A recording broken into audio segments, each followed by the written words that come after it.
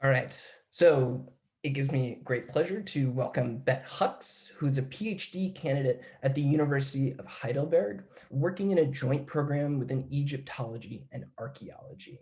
Her work is already focused on a wide variety of topics within the material culture of Roman Egypt, with an in-progress dissertation on the Roman imperial reception of Egyptian iconography.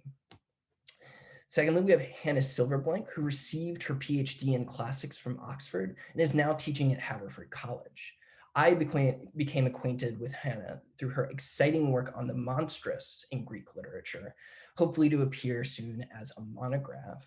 But she's also been a vocal advocate for the importance of disability studies within classics. And I'll link to her recent piece in the chat within Classical Receptions Journal, together with Marcello Ward, who she co-authored it with. Finally, we have Debby Sneed, who received her PhD in archaeology from UCLA and is currently teaching at the University of California, Long Beach. She has an article due out in Hesperia sometime this year on disability and infanticide in ancient Greece, and is currently working on a book about disability and accommodations in ancient Greece, which will be an interdisciplinary look at the formal and informal structures of ancient Greek communities that either enabled or disabled their residents. She hopes to finish the manuscript while on a fellowship year at the American School of Classical Studies in Athens. And because she won't say it, I'll take this time to congratulate her on her selection for the AIA's National Lecture Circuit Series next year. Congrats, Debby. And so without further ado, let's give a warm welcome to all of our presenters.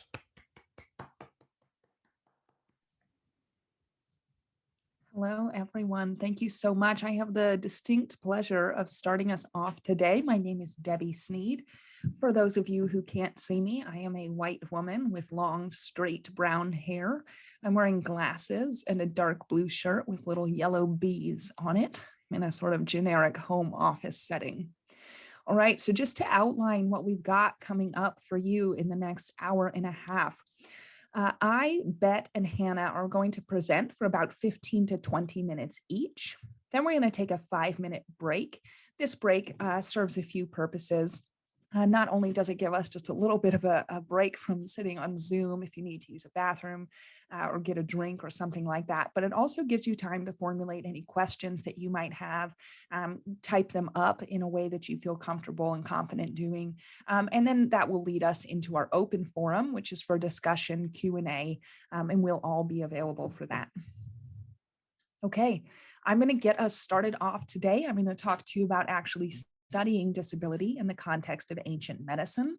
How you study the topic is going to reflect and hopefully also inform how you understand disability in the modern period, and in turn, how you understand and interact with your students and colleagues with disabilities. As a category of identity, disability is complicated because it is contingent, it is unpredictable, and regardless of your age, sex, gender, sexuality, race, class, or status, one can be or become disabled. You can be disabled from birth, or you can acquire a disability later in life. And if you live long enough, most, if not all, people will experience disability. The CDC estimates that in the United States, around 25% of adults have some type of disability, making disabled people the largest minority group in the United States. As a minority group, though, it's not easy to characterize, as you can see from these charts. There are different types and categories of disability. Many people who are disabled have more than one disability, and multiply disabled people can have disabilities from different categories. It's also not a stable category of identity because people regularly move from non-disabled to disabled, and sometimes people can also move from disabled to non-disabled. So even in the modern period, it's difficult to nail down specific data on things like what percentage of the population is disabled, and disability is difficult to define specifically, especially as new things emerge like HIV and AIDS, or more recently, the chronic effects of COVID. For that reason, we have to become comfortable with the instability, or rather the fluidity of disability as a facet of identity in the modern period, but also in the ancient period. And we have to be really clear about what we mean when we say disability. Just as a note, there are some screen caps on the next slide that have some sort of negative evaluations of people with disabilities in ancient Greece. You can think about broad statements that we've heard repeated that, for example, disabled infants were killed at birth in ancient Greece. You can see some examples of that on this slide. Even if we don't want to confront this claim on evidentiary grounds, the claim itself should give us pause. Any infant with any congenital impairment was automatically killed. What about an infant born with polydactyly, like a supernumerary of digits on the hands or feet? Would they be killed at birth? If not, why not them? If not them, which disabilities are you claiming are bad enough to warrant infanticide? Do you feel comfortable making the claim about what specific disabilities warrant infanticide in the ancient period without explicit evidence to support the claim? If we aren't specific about what we mean, then we're communicating that there's a kind of implicit understanding about what we mean when we talk about disability. And this kind of implicit understanding is most likely going to be based on ableist and disableist assumptions about disability in the modern period, based often not on actual knowledge of disability, but on what we imagine to be the experience of disability. And these assumptions about that experience of disability are usually grounded in non-disabled people making negative evaluations of those experienced based on what they imagine it would be like to be disabled. If we want to be clear about what we mean when we talk about disability, how do we go about defining such an unstable and contingent concept? Right? I can't tell you how to define disability, but disability studies can help us get closer to an understanding that I think is workable. Disability studies as a field started to emerge in Great Britain and the US in the 1970s. Early efforts were focused on trying to conceptualize and define what exactly disability is. One of the really important distinctions in disability studies is the difference between two terms, impairment and disability. This distinction comes from what's called the social model of disability. Now, the field has kind of moved beyond the social model in important ways, but it serves as a useful starting point for the discussion because it separates impairment, which is understood as something biological, the sort of the physical, mental, emotional, or intellectual difference that someone has. It separates that from disability, which is something social. It's kind of like how early feminist scholarship distinguished between sex and gender, right? Though, like our understanding now of sex and gender, the terms impairment and disability have also continued to develop, and that neutral framing of impairment in particular has been challenged. The social model of disability, which is what created this distinction between impairment and disability, is useful because of where it locates the problem. In the more reductive medical model of disability, impairment and disability are equated with one another, and the problem of disability is located in the body of the individual. Because the problem is in the body or simply is the body, the solution to disability is to correct the body.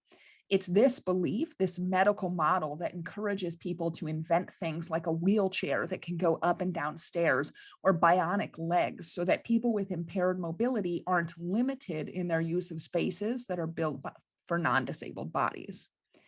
In the social model of disability, on the other hand, the problem of disability is located in society.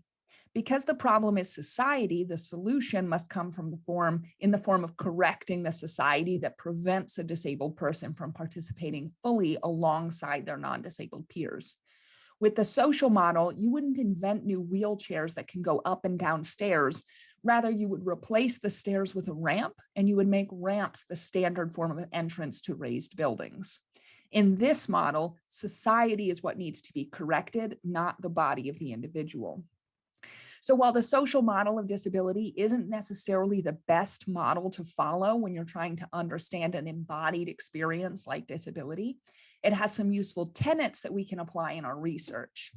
Important here is that impairment can mean disability, but it isn't necessarily the case that every impaired person will be disabled by their society or that the same impairments in every society will lead to people being disabled, right? The presence or absence of an impairment is not predictive of any kind of life or experience. By the way, there are a lot of different models of disability that might be usefully applied to the ancient world. If you get involved in disability studies, you'll see that. The most common ones that you'll see when you're considering ancient material are things like the medical and social models, the charity model, the religious model, the community model, and then the theory of like compensation or overcoming. In the religious model, for example, disability is understood as punishment for some sin committed by the disabled person or by somebody in their family, usually their parents. In this model, disability is seen as punitive and tragic in nature. You can think, for example, about the Theban prophet Tiresias being blinded for offending Hera. He's punished for a sin with disability. With Tiresias, you might think too about the idea of compensation. He's disabled with blindness, right? But he's compensated for this deficit with prophetic vision, right? That's how it is organized in the ancient world. These are not mutually exclusive models, and not everything in the ancient world is necessarily going to work with these models of disability. These were all created explicitly in a sort of modern post-industrial context, but they're useful for trying to organize our understandings about disability in the past. And remember, these models are not rules. You don't have to find one of the existing models that explains everything about disability in your material, but they help you understand the diversity of how disability has been, is, and can be understood, which can expand your mind and perspective. Okay, so how do we start with this kind of research? The first thing people usually do is they try to identify things that we know are impairments, to find evidence for things like clubfoot, blindness, postpartum depression, or PTSD. We have to be careful with the problems associated with this kind of retrospective diagnosis because different systems will discuss, diagnose, and treat things differently. You can think about this clearly with the Thucydidean plague. Thucydides gives us a range of symptoms for this plague that hit Athens at the beginning of the Peloponnesian War. Those symptoms are the ones that he considered to be diagnostic. He specifically said that his goal is to, quote, set down its nature and explain the symptoms by which perhaps it may be recognized by the student if it should ever break out again, end quote. Now, we haven't been able to identify the plague, what specifically the disease agent was, from his description alone, because the symptoms that he describes as being diagnostic for this disease are different from ones that we would consider to be diagnostic for diseases. Thucydides is being diagnostic in his system of thought, not in ours. And if we want to succeed in a kind of contextualized understanding of disability in the past, we have to distinguish between our system of medical thought and the ancient system of medical thought. Still, this is where people feel the most comfortable starting with the identification of conditions or impairments, even if we can't name them specifically because we're trained sort of implicitly or explicitly to think in terms of diagnosis. Right. So the actual identification of conditions or impairments is going to be difficult, but it's the next step that's the more difficult one. The next step is interpretation, understanding what that impairment or condition meant for someone in the ancient world. This is more difficult because it requires a carefully culturally situated investigation. You can't decide in advance what the consequences will be for impairments that you identify, as again, the presence or absence of a condition or an impairment is not predictive of any kind of particular lived experience, regardless of what society or culture one lives in. It's also not predictive of a society's reaction to it. This is going to be especially difficult for those here who study ancient medicine because you have to be cognizant of how disability is medicalized in the modern period. So today, disability is considered a medical issue. It's something that's defined by medical professionals, diagnosed by medical professionals, and treated by medical professionals. That is, if a disabled person can be believed by medical professionals in the first place. This medicalization feels natural to us, but it's not the only way that disability can be understood. This is a meaningful component of Gustave Flaubert's novel Madame Bovary, which was published in 1856. So in the novel, there's a servant named Hippolyta who has clubfoot. In the description of his condition, we're told that, quote, one was always seeing him in the square, skipping around carts, thrusting his unequal limb out in front of him. In fact, he seemed stronger on that leg than on the other. Through having served so long, it had developed something like the moral qualities of patience and energy. And when he was given a heavy piece of work to do, he would throw his weight on that leg by preference, end quote. So even though Hippolyte didn't experience his clubfoot as a problem, the local doctor and others tried to convince him that his clubfoot just is a problem and that it needs to be remedied. And the doctor offers to do the operation sort of out of pure humanity, not mentioning that this is a new surgery and the local doctor is trying to make a name for himself. Hippolyte relents to their persistence and he has the surgery and it's a failure. His leg becomes gangrenous and has to be amputated, right? This scene is used to understand kind of a warning about enlightenment, the dangers of the modern age of science and technology, and in a sense, the danger of eugenics, of wanting to perfect the human race according to a statistical norm. Hippolyte's foot wasn't a medical problem until the medical profession made it a medical problem. It isn't the case that every impairment is going to be a medical problem or even a social problem. It also isn't the case that every impairment that we understand in the modern period is going to be relevant in the past. And it also isn't the case that every impairment is going to equal deficit. Some modern disabilities like dyslexia are probably going to be irrelevant for most people in the ancient world where literacy wasn't widespread, but it would have affected some people who were expected to be learned and well-read, especially in the Roman period. Some disabilities, especially some learning disabilities, may actually have been an asset in a culture where poetry was recited and performed orally. Okay, let's see what I mean with an example that will illustrate, okay, why we have to be careful about this medicalization, which is the main point I'm going to emphasize for today. I'm going to look at one example from the Hippocratic corpus. In the treatise called On Joints, a Hippocratic physician provides a kind of practical manual for his colleagues who are treating various dislocations and fractures. When he's talking about the lower body, the physician describes hoposi et genees kuloi ginontai. How many people are kuloi from birth? This word kulos is usually translated as clubfoot, which I'll get to in a minute. Regardless of the specific diagnosis, okay, we're here in a medical context, so we are probably going to be inclined to see clubfoot as a medical issue, that the ancient Greeks medicalized this diagnosis like we do.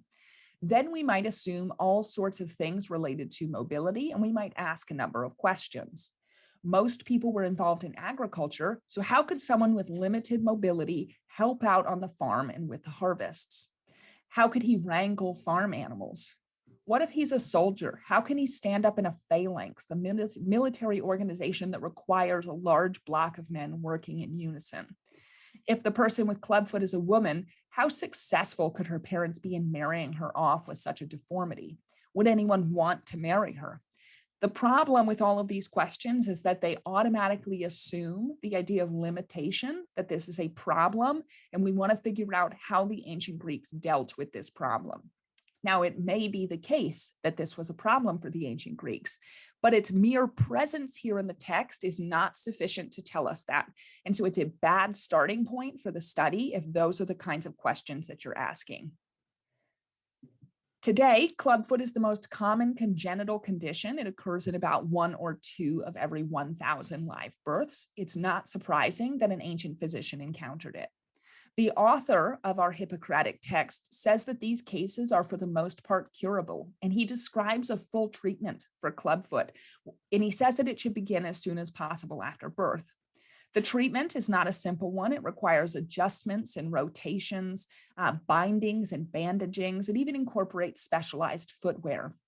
Once the clubfoot is cured, for example, the patient is told to continue to wear these specialized shoes, what the physician calls mud shoes. He also says that Cretan shoes are acceptable. Both of these shoe types provide additional support under the sole. Okay, so we have a congenital impairment. People who have it are called kuloi. We can probably equate it based on this specific description with a modern condition known as clubfoot, but that doesn't mean that every instant of the word koulos is exactly equivalent to our clubfoot. In general, we should probably understand a wider range of impairments than our narrow definition of clubfoot, although there's surely some overlap. In a kind of Venn diagram, our clubfoot is probably a circle within the boundaries of who in the ancient world was koulos, right? I personally don't think that you could do a study of like clubfoot in ancient Greece because the Greeks don't really compartmentalize diagnoses in the same way that we do. Greeks seem instead to focus on like the lived experience of impairments and grouped them according to that. But okay, a congenital impairment, a disability that is visible at birth. It obviously shows up here in a medical context and a physician had a treatment for it, but that doesn't necessarily make it a medical issue, generally speaking, right? Baldness also shows up a lot in medical treatises, and we don't talk about baldness in the ancient world as specifically and explicitly and only a medical issue. It's also not presented in On Joints as a medical problem, right? There's also no discussion of its consequences, social or otherwise. But I would recommend that you not stop here. You can take a look at examples of other mobility impairments. The historian Herodotus tells us that the 7th century BC Corinthian tyrant Cypselus was born to a woman named Labda, who's described as being choli, translated as lame. This is another vague term that could include something like clubfoot, and indeed Angela Zyskowski suggests that figures from Corinthian vase painting shown with sort of curved, twisted feet, like on the previous slide, are visual references to the Cypselids, right? Kind of a reference to them, a reference to the lameness of Labda and therefore to the Cypselid family. Herodotus tells us that Labda's family only wed among themselves. It's an elite family line, and they only wed among themselves, but nobody wanted to marry Labda, so they ended up marrying her to a man from a nearby village. So we have a bit of a negative evaluation here, as men from the family didn't want to marry Labda, but nevertheless, she was married and she became the mother of a powerful tyrant. Regardless of the specific circumstances, Labda did perform as other women did in the ancient world. She married and provided her husband with a legitimate heir. We can look to at Hephaestus, the Olympian god who had a congenital impairment that affected his mobility, who's usually said to have been born with something like clubfoot, if human diagnoses are even relevant to the gods. Even if we confine ourselves just to Homer, Hephaestus is called amphigueies and kulopodion, both of which refer to his disability. However you want to interpret Hephaestus, we have to consider that the Greeks used the gods to understand their concept of the ideal. And one of those ideal figures has a congenital impairment and a lived disability. But the thing is, we think about Hephaestus as a disabled god, but it turns out to be a little bit too reductive. In Homer, again, confining ourselves just to a single author, Hephaestus's overriding characterization is as a skilled craftsman and as cunning. There are 14 cases where Hephaestus's disability is referenced with these epithets, but 19 instances of epithets that aren't related to it at all. Okay, so what's the point here? Okay, what can we do with all of this?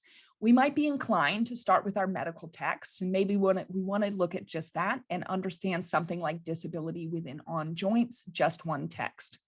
Of course, we need to remember that it wasn't as common to see a physician in the ancient world as it is today. There were lots of kinds of healing that people sought, but that's only if they actually wanted healing. Remember in Madame Bovary, Hippolyte wasn't actually looking for any healing because his clubfoot wasn't a problem for him.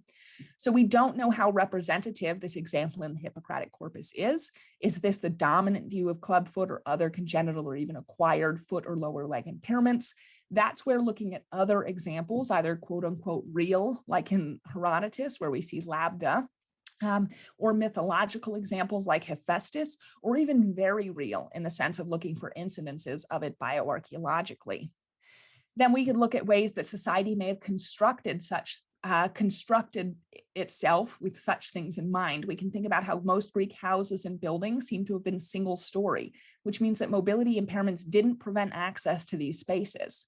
As I argued in an article published last summer, ramps would show up in religious sanctuaries and especially at healing sanctuaries. Ramps facilitated mobility impaired traffic in and out of raised buildings at these sanctuaries.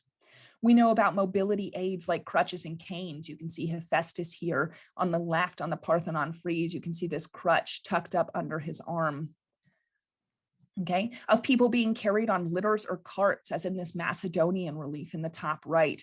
We know about people with mobility impairments using horses or mules for longer distance travel. We know that the city of Athens in the 4th century BCE had a pension specifically for people who were so disabled that they were unable to financially support themselves. And at least one recipient of that pension walked using 2 canes. People could use prostheses, including for their lower limbs. Our same Hippocratic physician says that the Amazons impaired male infants in their lower bodies and then put them to work in craft positions. A woman buried in a Macedonian tomb at Vergina had greaves custom made to accommodate an impairment she had in her left leg. All of this is to say that if you start by asking, in what ways was clubfoot dealt with, or in what ways did clubfoot limit a person, you're starting with your conclusion and you'll just find evidence that supports that leading question.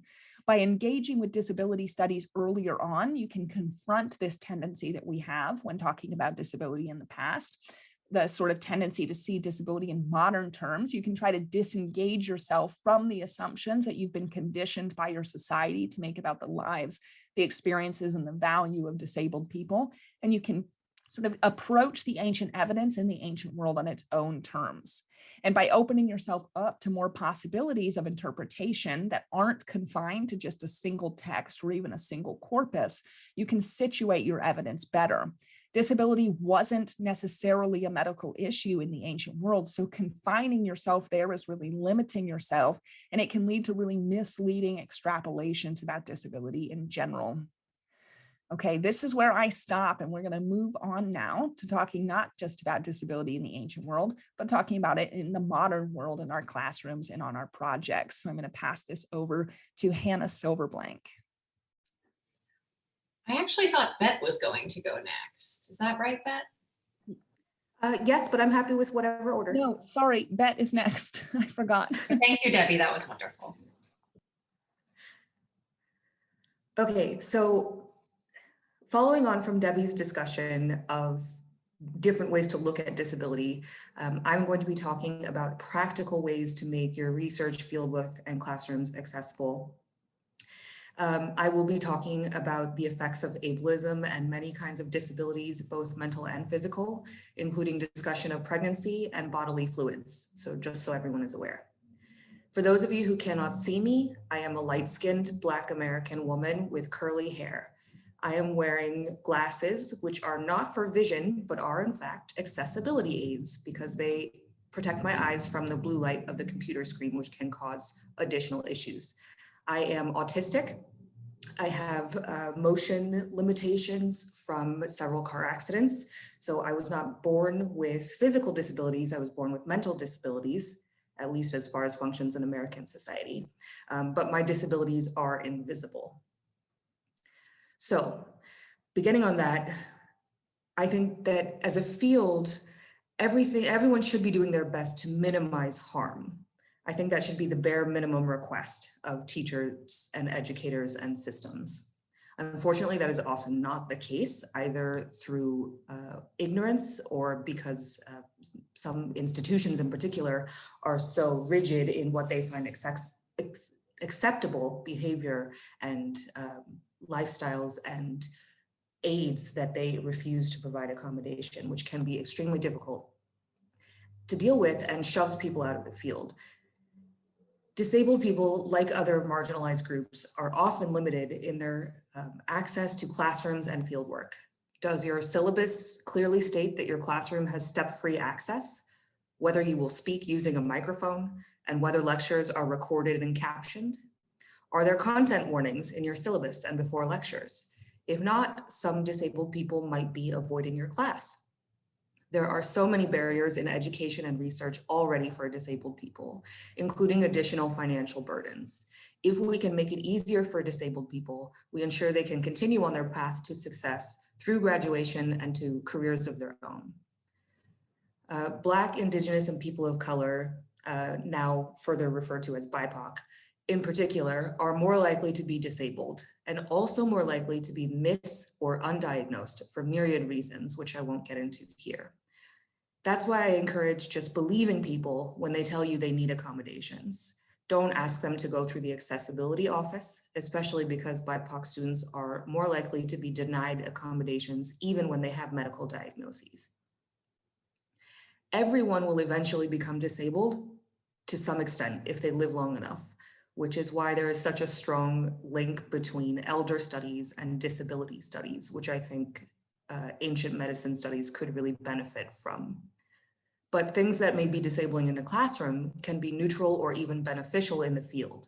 For example, myself being autistic, classroom lighting is agony for me. I struggle with eye contact, but I excel at pattern recognition, and those same texture sensitivities make me really good at pottery sorting and puzzling. The disability community activism, early activism in the Americas, came up with a slogan, "Nothing about us without us." Disabled people should be leading in conversations about accessibility. If you're writing about disability, ancient or modern, and are not a member of that particular disability community, think about hiring a sensitivity reader to evaluate your work before publishing. Make work about disability accessible to disabled people and reach out to professional disability organizations. An added plus is that it provides a whole new audience for your research. Flexibility is key, especially when dealing with conflicting access needs. Disability takes many forms: mental, physical, invisible, but they also do not all look alike within categories. Digestive issues like IBS are disabilities, but dust allergies can also be very disabling in the case of archival or archaeological labor. Sleep disorders can be extremely difficult to manage on extended trips with mandatory shared rooms. Anxiety and depression can be disabling. Pregnancy can cause temporary or permanent disability as well. Research and excavation themselves can cause disabilities, both temporary and permanent. Carpal tunnel syndrome, neck and back injuries, and eye strain are extremely common. If you're training researchers, offer resources on ergonomics and proper lifting and moving procedures as a part of your training. If your excavation or fieldwork has additional funding, after you've made sure you have at least a portable bathroom on site, please do not get me started on how often it occurs that there is no bathroom when digs are run by people who don't menstruate or have bowel issues. If you have extra funding, tell your students or colleagues that you have that extra funding and ask them what they would need to make your site more accessible. Ask your institution's accessibility office for grant funding or resources. There are a lot more options for funding disability access, especially in the US, than there are for funding undergraduate dig access at the moment. So this is one way to make sure your marginalized students can participate. In regard to the bathroom issue in particular, if people do not have access to toilets, they will often drink less water so that they won't have to urinate, which can result easily in dehydration and further problems. Include menstrual products in your first aid kit. You can ask for funding in many countries, not just in the US, at your institutional diversity, equity, and inclusion, DEI office. And they can work with you to offer grants specifically for racially marginalized students and researchers who are traditionally underrepresented in archaeology and whose communities often have much higher disability rates. The Society of Black Archaeologists is one great example of how to do this. Provide what primary and secondary educators often refer to as body breaks, and emphasize that students and colleagues who choose to rest or eat apart from the group are encouraged to do so, rather than what so frequently happens, social isolation and ostracization. Sometimes accessibility can be really difficult. That doesn't mean it shouldn't be attempted. For example, how do you alt text a 3D model? I have yet to see one done. I'm working on 3D models myself, and I'm thinking this through, but there is no coding or software that I can find that can help me to describe different elements individually how do you make it not overwhelming when you're describing the angles? Do you take still shots of certain aspects and just make those have alt text, alternative text associated with them? I don't have the answers, but I'm still searching. My visual database has thousands of entries. My PhD funding and the extension for which I'm applying will not provide me enough time or money to alt text every image, but also my database isn't coded for that either. I am still working out what to do, and we are all learning all the time. I'm going to do my best to continue the alt text process after the PhD is finished, but it may take me years to make it fully accessible. Accessibility includes letting your students and colleagues know whether certain spaces may be unsafe for them on other bases as well. When creating your fieldwork guidelines, please be honest with your BIPOC and queer students and early career researchers in particular about situations that may cause difficulty or be dangerous for them. The goal is to provide researchers and readers with all of the information possible to make their own informed decision about participation. I'm going to talk a little bit now about examples of disabilities that I saw working in the field, because some of the digs I've been to have offered no accessibility resources. So I want to just make it clear that there are ways for disabled people to participate in archival and fieldwork activities that may require even less than you thought. So I have excavated in England, Greece, and Croatia, and conducted extensive archival research in Italy, Germany, the US, and UK. On my first dig, there were several people with crutches and canes. We were camping in the middle of a field, and the assumption was on my part that there would be no people with disability aids such as crutches or canes in that space. It was my first excavation. I assumed also that the small finds trailer would be inaccessible because it's not step free, but we had several of those people working on small finds who could make the decision for themselves to take those steps. On bad mobility days, we would set up a small table and chair in the field and they would work outside. There are ways to work around disability if you're flexible. For me, private tents in lieu of bunk bed housing has been something that helps me manage my sleep disorder. I would much rather sleep outside in a tent than in a room with 3 snoring people. Wireless headphones have been a game changer. The ban on headphones in fieldwork is a legacy from wired headphones to make sure they don't catch on any sensitive surfaces, including in paper archives, or drag across your excavation sites. But with wireless headphones, that's not a problem, and these guides should be updated. Dust masks and umbrellas for sun exposure should be provided. If individuals need prepared foods for dietary issues, see if you can involve your community.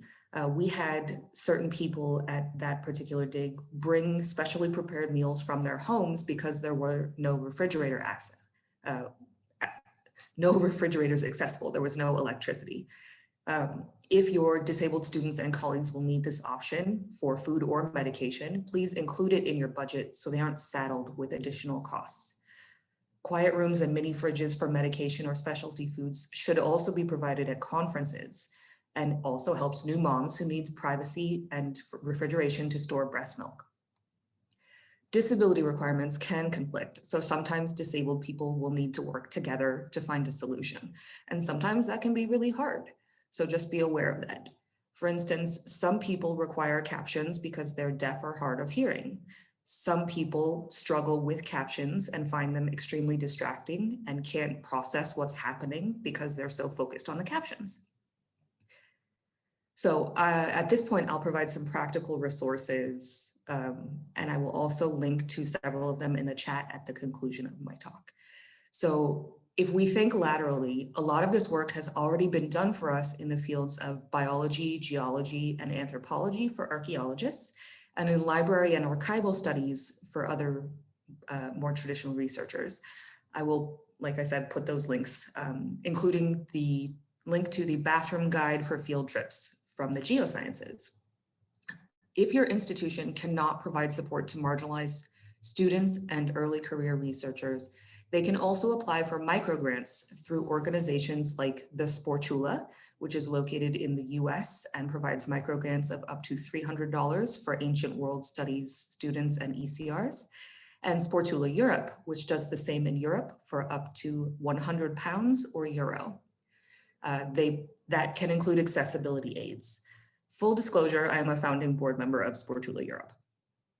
The important thing when dealing with accessibility and disability is to acknowledge what is and is not available to your students and colleagues when conducting fieldwork or lecturing.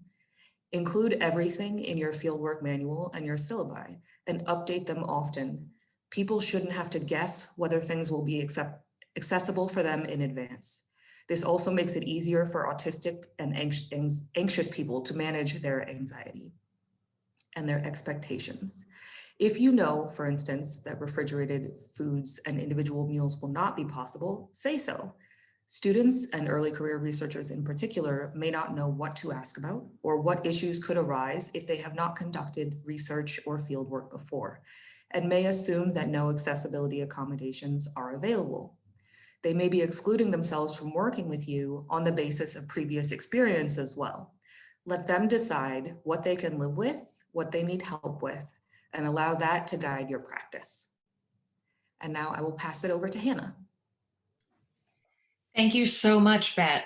I've learned a lot from you just now, and also thank you, Debbie. I've learned a lot today from both of you. Thanks also to Callaway and Colin for the invitation, and to all of you for being here. I've just linked in the chat for today the slides that I'm working with, such that if you want to access them, you can create your own copy, you can download it in multiple file formats, and there are a number of links throughout the slides, so that way you can actually click them instead of just wistfully look at them. So just to describe myself too visually, I am a white woman with brown hair, also wearing glasses, and you cannot see them, but also contact lenses underneath them. I am wearing a purple shirt and a tan blazer, and my background is a misleading sea vista. Okay, so I'm going to go ahead and share my screen and get started about talking about teaching ancient disability. So again, my name is Dr. Hannah Silverblank. I teach in the classics department at Haverford College, and my pronouns are she, her, and hers. You can find me by email at hsilverby@haverford.edu or on Twitter at hsilverblank, though I am not particularly online. So if you do reach out, I will be enthused, and yet I will be slow to reply. So a little overview of what to expect from me for the next 15 minutes. I'm going to give you a little bit of background in my own teaching and research in disability studies. Then I'm going to talk about how we as teachers might grapple with ableism and disableism that is baked into our disciplines. And I'm coming from classics, broadly construed, and we'll talk a little bit about the challenges that you will have to deal with if you are hoping to teach classes or topics related to ancient disability and or bodies. The third topic I will discuss is why it matters that your classroom incorporate accessible pedagogy. Bet has already covered a lot of this for me, so thank you, Bet, and I'll be building on what you've said there. Number 4 will be some strategies and approaches to accessible pedagogy within the classroom, though of course your methods may vary. These are just some guidelines that have been productive for me, and hopefully they will be inspiring to you as well. And then finally, I have at the end of these slides some endnotes that I will not be discussing today, but some resources that include references and ancient primary texts I have assigned in my courses on ancient disability. So, strategies for teaching ancient disability. My ideas here are derived from a couple of particular places. So the first is my learning experiences within the academy without formal accommodations for my ADHD, my anxiety, my depression, and my IBS. I'm also deriving some of this from my lived teaching experiences as a contingent faculty member in the liberal arts college environment and as a multiply disabled person. So I now have fibromyalgia and chronic pain, TMJ, headaches, fatigue, and insomnia. So building on some of the things that Bet talked about in the last presentation, but I'll be talking from my lived experiences And I'm inspired in particular by a quotation from one of my colleagues and collaborators, Marcella Ward, who recently said at a conference on the queer and the classical, "We need to end the myth of the disembodied scholar." And that quotation has been ringing through my head.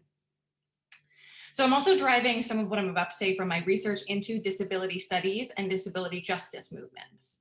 I think that you will find, if you have begun or are about to begin your research into ancient disability, I'm afraid that you will find that a lot of the work that has been done in the discipline of classics is inherently problematic and ableist.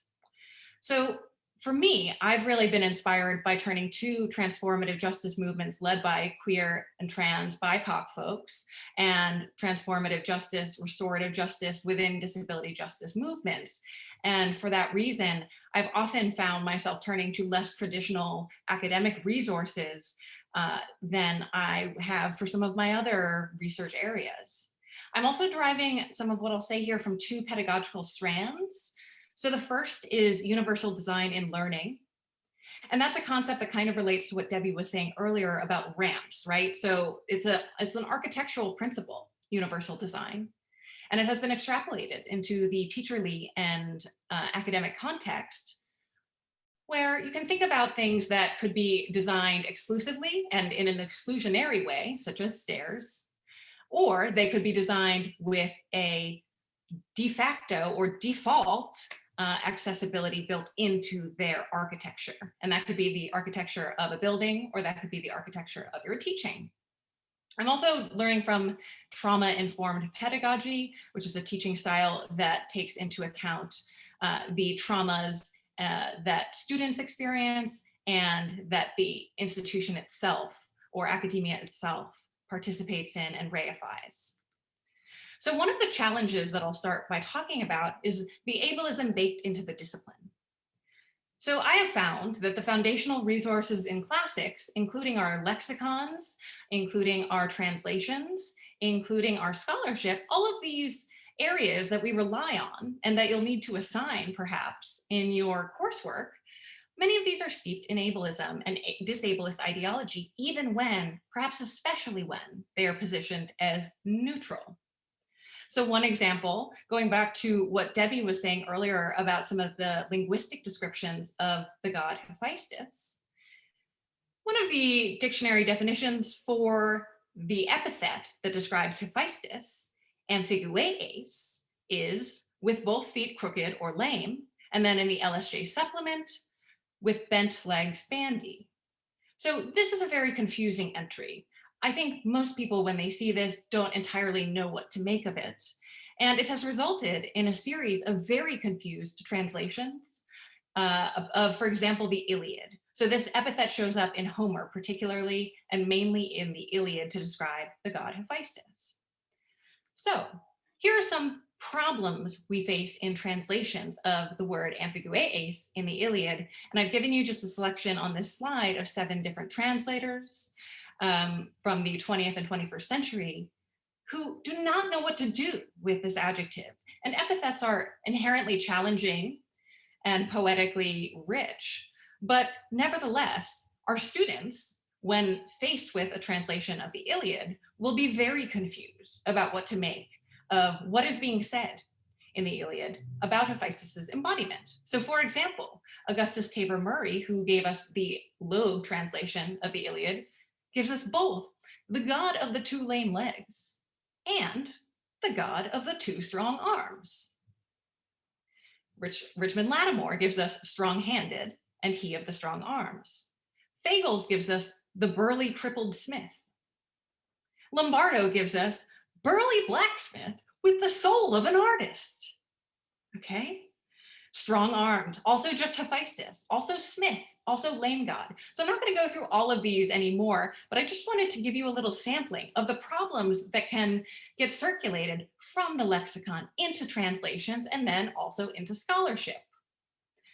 So we're often going to be assigning our students maybe some secondary material, and there is an increasing body of secondary material in classics. And I'm thinking particularly from my teaching experience, which is in the more literary focused areas.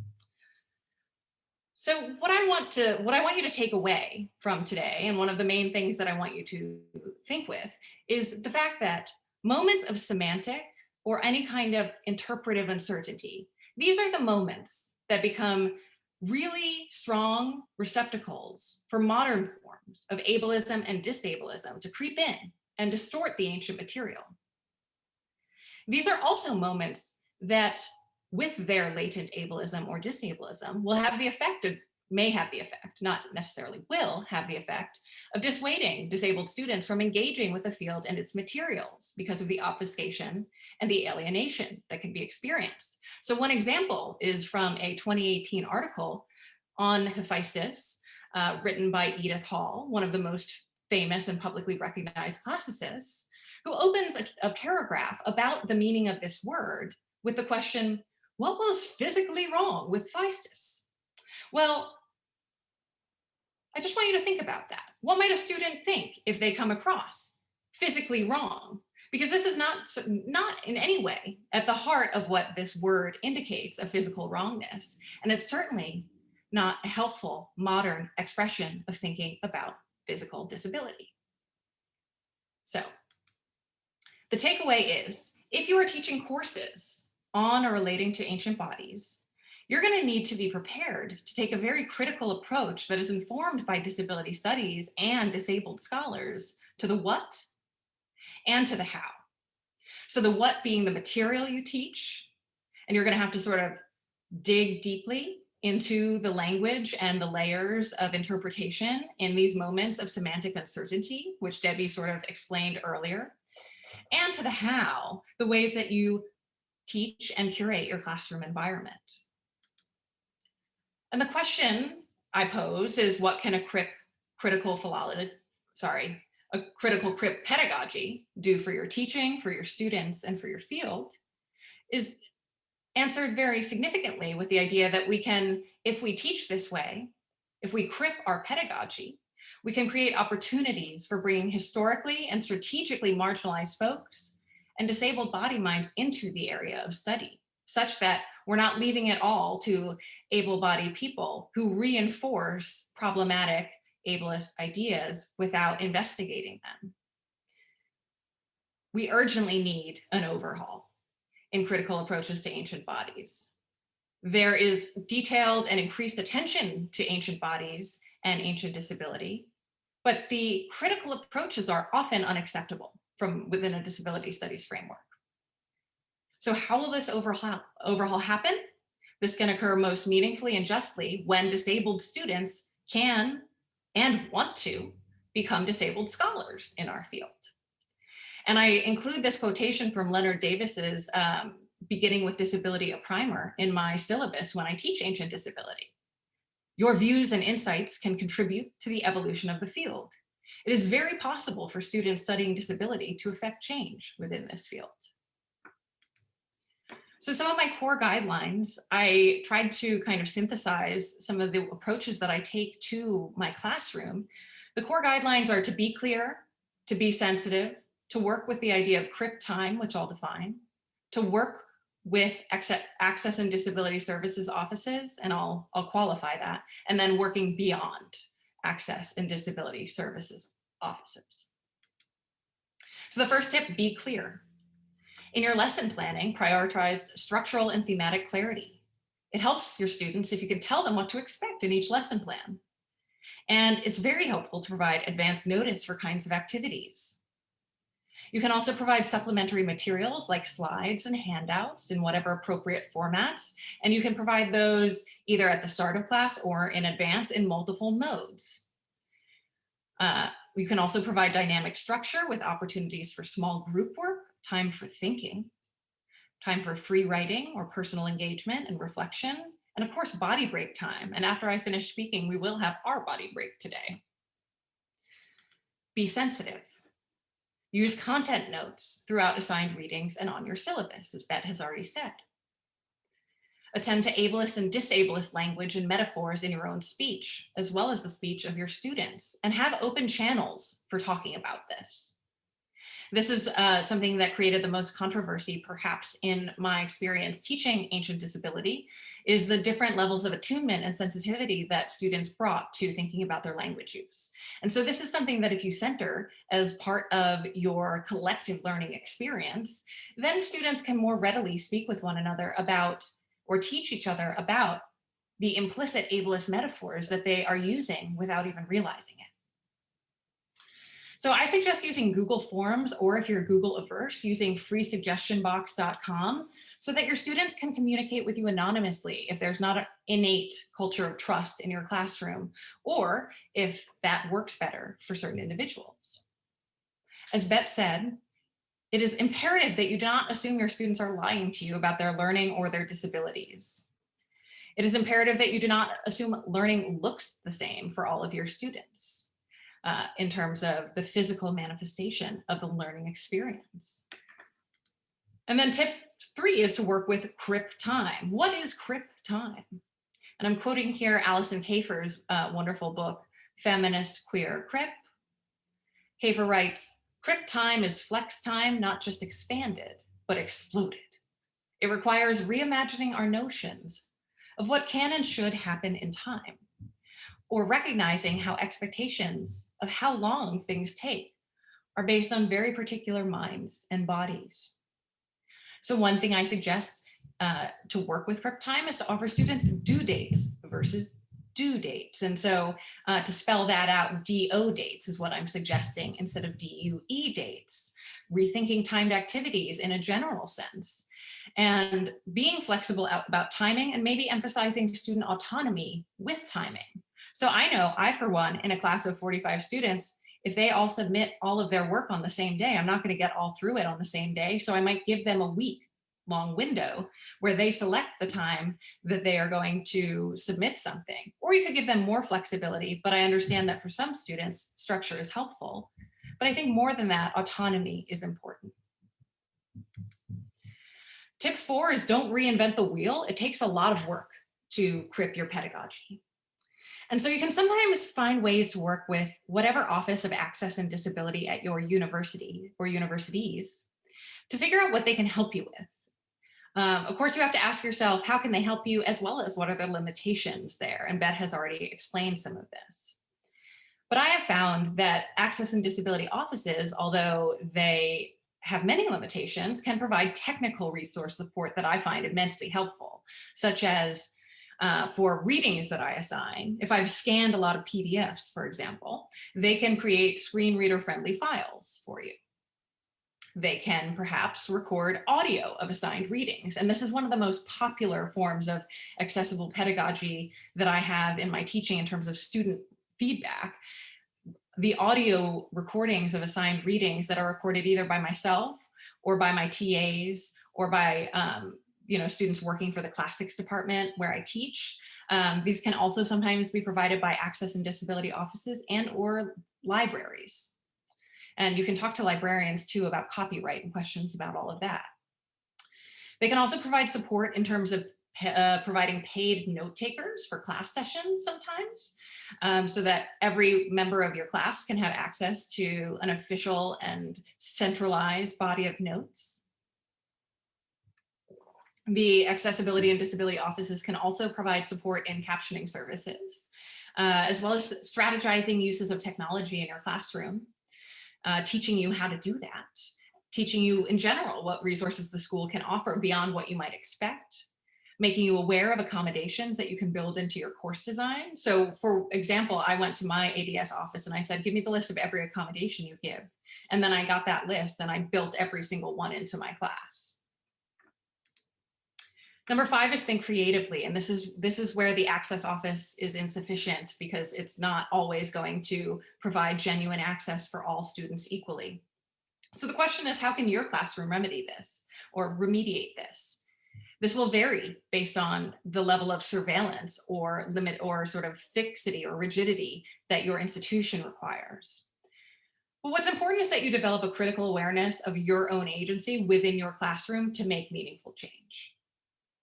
Don't assume that you'll figure it all out alone. So one thing that I like to do in my classes is to do a UDL or time travel activity that's a speculative pedagogy activity where I ask my students to close read, for example, the Access and Disability Services website. They're imagining that they're from the year 3000 CE and they're learning about 21st century disability. And so I invite them to close read that and to critique it. And then we use that to have a conversation about how we might critique the course itself. And therefore, we had this really fun conversation where the students sort of blow my mind with the new creative suggestions they come up with. And then I am able to act on, in a sort of welcoming way, the kinds of insights that they can offer. So collaborate with your students and with your departments and with these offices, but also think about your own agency. Now I have some recommended reading here that's mainly within disability studies. And I also include the teaching material of the primary text that I've used in my course on ancient disability. So I didn't want to talk about that comprehensively today, but I wanted to just give folks who are interested in teaching maybe a more literary focused ancient disability course some of the texts that I found useful to work with. And that might make it a little easier for you to start planning your own course. Finally, I have some recommended resources. In particular, I want to celebrate Crip Antiquities pedagogy resources. So again, I linked to my slides in the chat, and I'll link again after I wrap up now, so that you can click through to this link and access it yourself, because Crip Antiquity has done a wonderful job putting together resources on accessible pedagogy and disability in the ancient world more generally. So that's all from me. And now it's time for our 5-minute body break, after which point we will reconvene for questions and conversation.